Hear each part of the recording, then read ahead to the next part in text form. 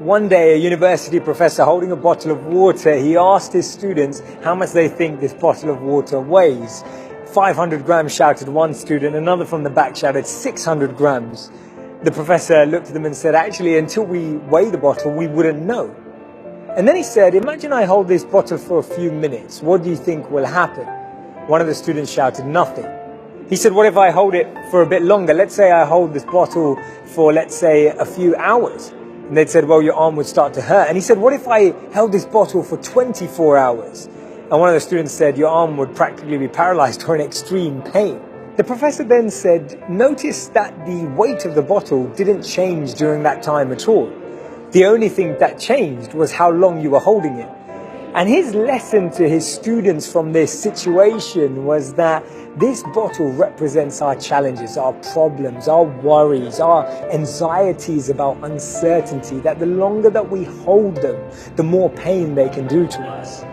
One of the most moving and powerful quotes I've ever heard is from Nelson Mandela, where he said that when I was walking out the door toward the gate that would lead to my freedom, I knew that if I didn't leave behind my bitterness and hatred, I'd still be in prison. We pollute our consciousness when we allow envy and anger to enter the inner cores of our minds, bringing in negativity, injecting anxiety and uncertainty into the way we think. And that's why Mahatma Gandhi said, I'll never let anyone walk through my mind with their dirty feet. But often we see that it's our own very shoes that are causing the dirt.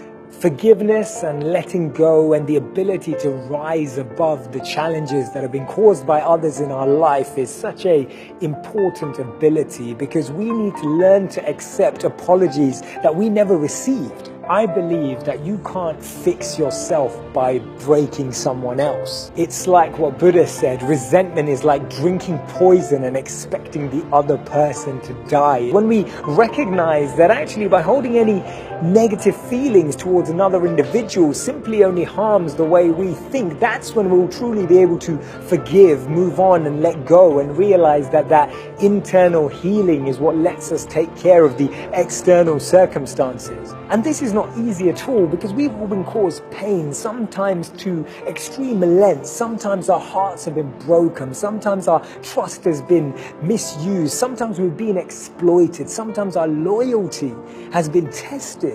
And that's why forgiveness doesn't excuse the behavior, but it prevents the behavior from negatively affecting us. And our ego wants us to put others in their place, but we should try to put ourselves in their place.